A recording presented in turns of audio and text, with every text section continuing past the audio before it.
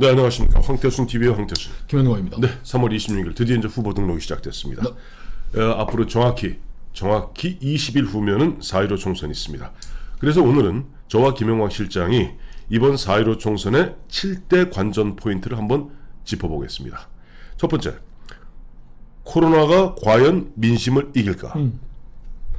그렇죠. 지금 우리 미래통합당에 있는 그 전략가들이 저한테 네. 가끔 전화를 해요. 네, 그래서 네. 이번 그 선거의 캐치프레이즈 규정을 하고 와야 되니까 네. 그 친문 독재 저지하면 어떻게 했느냐 자꾸 물어요. 네, 네. 이게 프레임 시프트가 일어났던 거죠. 지금까지 우리 국민들이 얼마나 저 정부의 민생 파탄, 정책 실패, 네. 원전 산업 파괴하고 두산 정부 문 닫고 뭐 난리가 났는데 그거를 코로나가 싹 뒤집은 거예요. 맞습니다. 그러니까 이놈들이 뭐 기본소득을 실험해보겠다는 거 아닙니까?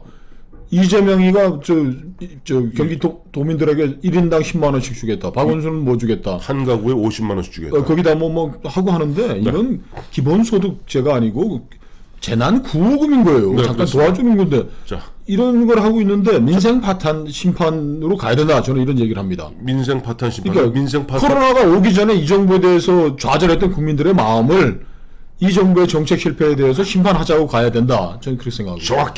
정확히 따지면 1월 말 네. 우리가 설 연휴가 있지 않았습니까? 설 연휴 때까지 있었던 민심을 갖다 한 세 가지로 정리해 보죠. 네. 이른바 소득주도 성장 52시간제 등등등등 해서 그야말로 국민들 못 살아 죽겠다. 네. 그때 아직 코로나 오기 전입니다. 이야기가. 그렇죠. 자영업자 중소상공인들이 지금 길바닥에 나왔는데 난리가 났었고. 난리가 났었고. 두 번째는 과연 이게 나라냐? 조국. 우리 다 조국 잊어먹고 있어요.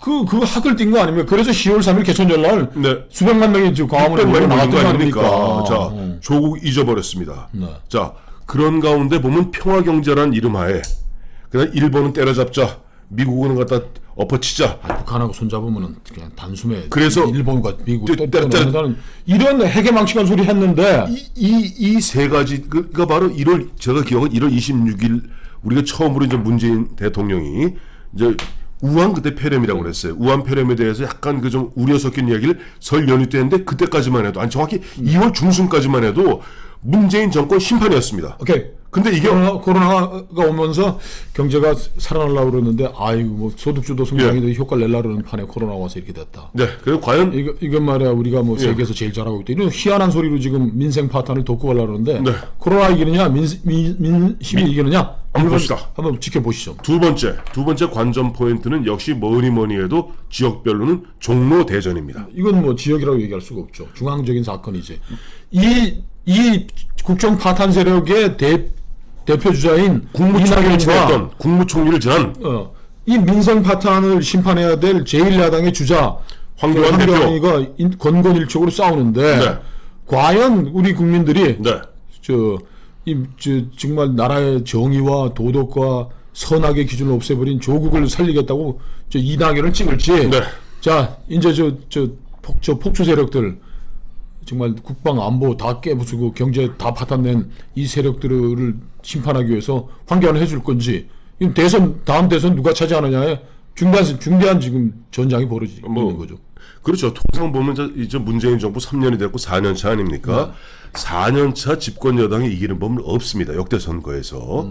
그런데 문제는 앞서도 말씀드렸던 코로나가 보면 전체 어떤 그 프레임 전체를 흔들어 놓으면서 지금 이낙연 씨는 보면 계속 보면 뭐 이름도 그럴듯하게 노란 잠바 입고 자기가 자기가 무슨 공무원이야?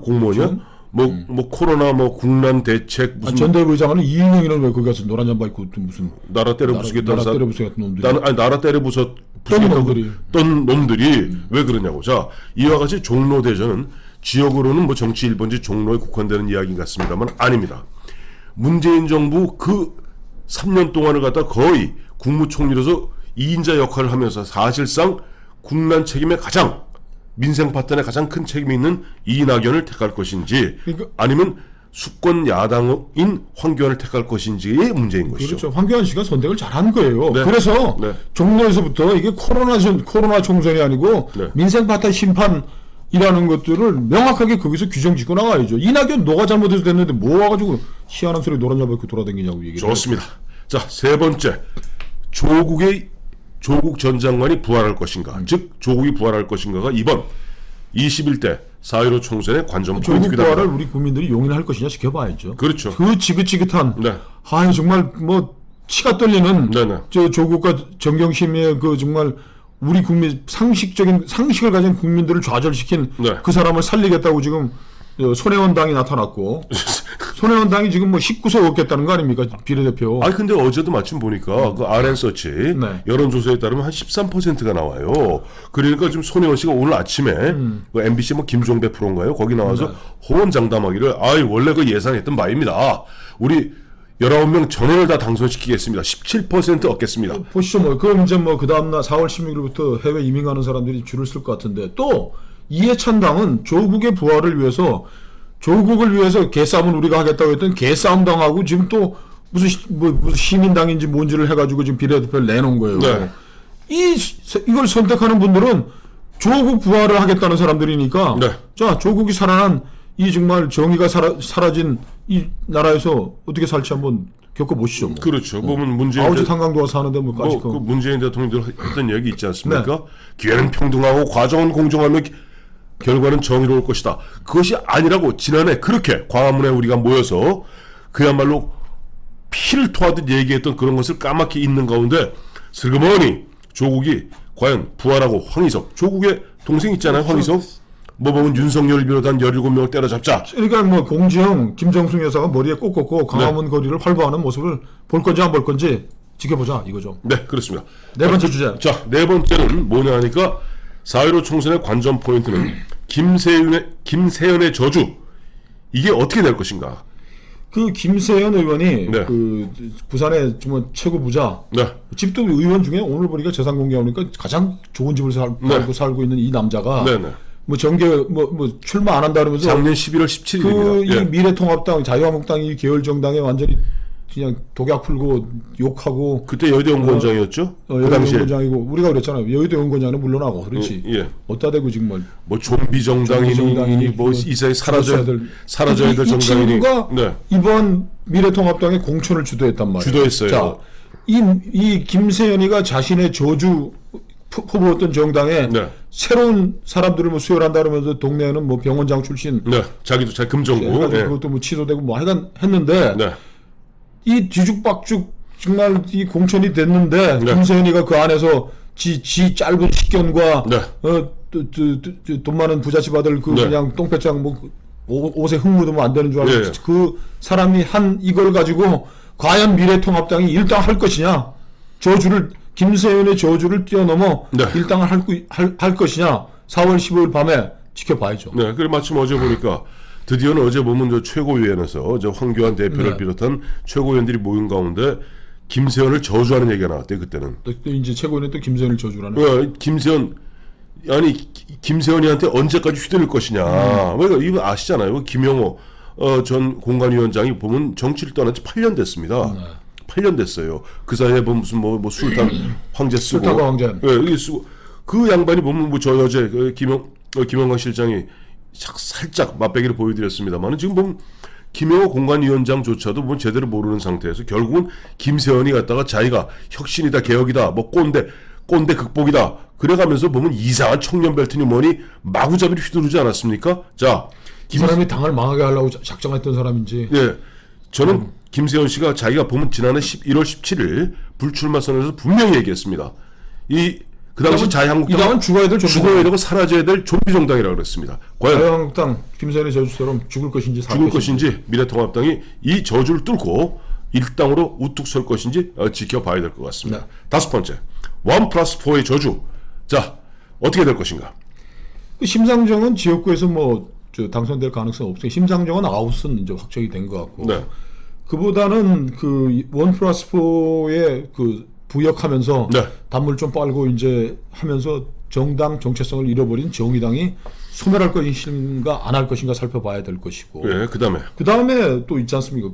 손학규, 그 당시 정동영, 박지원 등 1+4에 들러리 썼던 뭐 대한신당이니, 다음에 바른미래당 당권파니, 그다음에 민주평화당이니 이 사람들 보면 철저하게 보면 떡고물 떨어질 줄 알고 더불어민주당이 기신기신 아까 부역이라는 표현 쓰셨잖아요. 부역하지 않았습니까? 그리고 철저하게 지금 배신당하고 있지 않습니까? 민생당과 정의당이 소멸할 것이냐. 그다음에 그렇죠. 손학규는 또 거기다가 또 뭐 비례대표 해가지고 한번 살아보려고 그러는 것 같은데 네. 국민들이 과연 그 당에 3% 줄 것인가? 네. 뭐 그거 갖다가 보면 한번 이번에 과연 정의당과 민생당의 운명, 즉 1+4의 저주를 풀 수 있을까? 아니면 1+4의 저주에 갇혀서 민생당과 정의당은 한국 정당사에서 소멸할 것인가? 관전 포인트입니다. 네. 여섯 번째, 낙동강 방어선, 낙동강 전선 과연 승패는 어떻게 될 것인가? 이게 이제 대구 수성 갑과 을에 이제 네. 지켜봐야 되는데 네네. 이게 낙동강 방어선이 무너진다면 홍준표 대표가 출마한 수성 을부터 무소속 출마한 사람들이 바람을 일으키며 네네. 뭐 대여섯석을 가져간다면 네. 미래통합당이 뭐 일당된다는 꿈은 뭐 무망한 것일 뿐만 아니고 네. 황교안 대표의 정치적 운명도 뭐 그것과 함께 사라지는 거겠죠. 그렇죠. 그리고 예. 그 지금 수성 갑에는 우리 저 황 대표가 오래 보좌관 했었던 거기에서는 네.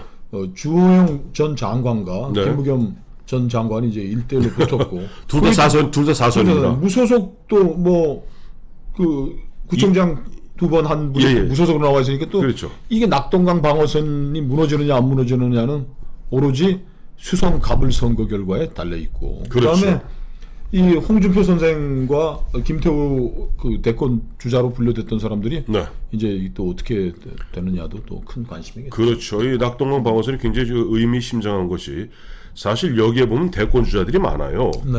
뭐 여당에서는 뭐 김부겸 씨도 대권 주자 반열에 올라 있는 것이고 또 저쪽 이번에 양산에 네. 출마한 민주당의 김두관도 지금 대권 주자 반열에 오른 사람이고 그다음에 수성을에 출마한 무소속의 홍준표 네. 그다음에 이웃 고향에서 출마한 김태호 그다음에 주호영도 이번에 만약에 김부겸을 꺾고 만약에 수성갑에서 당선 5선이 된다면은 또 대권 반열에 오를 수 있는 그래서 이 낙동강 이 전투가 사실은 종로 선거 못지않게 어떻게 보면 굉장히 우리가 주의 있게 지켜봐야 될 그러니까 그런 전투입니다. 저 자유한국당의 이제 뭐 성적표에 따라서 강도가 좀 달라지겠지만 네. 또 당권 선거, 당 대표 선거도 있단 말이에요. 그렇죠. 이 사람들이 여기서 어떤 성적을 내느냐, 종로에서 황교안이 어떤 성적을 내느냐에 따라서 당 사람들의 마음이 이제 결정이 되는 것이겠죠. 그렇습니다. 또 하나 마지막 7번 일곱 번째 포인트는 10대 티네이저 네. 10대의 표심 과연 이번 4.15 총선 승패를 가르는 변수가 될 것인가 왜냐하니까 그 아예 앞서 원래는 이제 19세까지로 되어 있던 것을 갖다 부득부득 1+4가 우겨서 18세로 낮췄잖아요. 그 정의당이 이제 거기 또 앞장서서 18세 즉 고3부터 지금 투표할 수 있게 만들어놨는데 그래서 정의당이 16세부터 낮추자는 거 아니에요? 그거 헛소리고 빼고 그래서 어쨌든 이번에 18세 19세 즉 티네이저 이 그룹이 전체 유권자의 2.6%인 114만 명이랍니다. 이 114만 명 결코 적지 않은 숫자인데 이것이 과연 어떤 영향을 줄 것인가가 관전 포인트예요. 그 지금 10대 유권자가 네. 100만을 돌파하는 네. 114만 명입니다. 네네. 근데 이거 한국 갤럽 네. 여론조사기관에서 계속 지난 1월 셋째 주부터 네네. 3월 셋째 주까지 이제 조사를 했는데 네네. 이 10대들의 18세, 19세들의 그 정치 성향이 우리가 예상했던 심상정 네. 국민 개대지도 몰라도 된다였던 거죠. 네, 심상정 아줌마. 예측했던 거 달리 네. 전혀 다릅니다. 네. 18, 19세의 문재인 대통령 지지율이 네. 지금 한 31% 문재인 대통령 지지율이 네. 31% 평균이 45%. 평균이 45%인데 14% 포인트 낮았고 참 내려보세요. 60대는 얼마나 봅시다. 그거. 60대는 35%. 60대가 35%. 그럼 최하네. 최하예요. 그럼 10대 문재인 대통령 그 국정수행 평가가 최하입니다. 그런데 예. 이 재밌는 게 네. 뭐 잘못하고 있다가 46%고 네네. 정당 지지에서는 네. 그러니까 이게 심상정 씨가 지무등을 2개를 팠구만. 왜요? 10대들도 끌어들이고 또 뭐 연동형 한다 그러다가 그냥 또 자기 당까지 없애고 하더니 예. 했는데 이 재밌는 게 네. 우리가 그 코로나 때문에 잊었던 네. 조국 사태 있지 않습니까? 네네. 어저께 정의당 젊은 아이들이 엉엉 울었잖아요. 네네. 조국 사태 때 잘 싸웠어야 되는데 뭐 했는데 뭐 뱉어난 뒤에 뭐 손들어봐야 네. 뭐 소용도 없는 건데 네. 이 아이들이 10대 아이들의 그 정당 지지 성향도 보면은 조국 사태가 벌어지면서 네. 이 아이들이 무당층으로 지금 쭉 흘러간 거예요. 네, 네. 이 코로나 사태 때문에 이게 좀 더 강화되고 있는데 네. 과연 이 10대들은 네. 4월 15일 가서 어떤 표를 던지고 나올지 그것도 중요한 관심입니다. 그렇습니다. 자, 오늘 내일 양일간 후보 등록이 있고 그다음에 보면 그 당에 뭐 어쩌고 저쩌고 중간에 보면 저 중앙선관위에서 뭐 제출하고 어쩌고 저쩌고 하면 4월 2일 정확히 일주일 후부터 우리 뭐 흔히 보면 뭐 마이크 들고 있고 옆에 보면 율동하는 뭐 율동할 수 있을지 모르겠습니다만은 이제 선거 운동은 4월 2일 다음 주 목요일부터 근데 시작됩니다. 그 선거운동하는 아주머니들한테 얘기를 들어봤더니 네. 그게 선관위에서 이제 돈을 일당을 7만 원인가 8만 원으로 묶어가지고 네. 그 최저임금이 안 된대. 맞아요.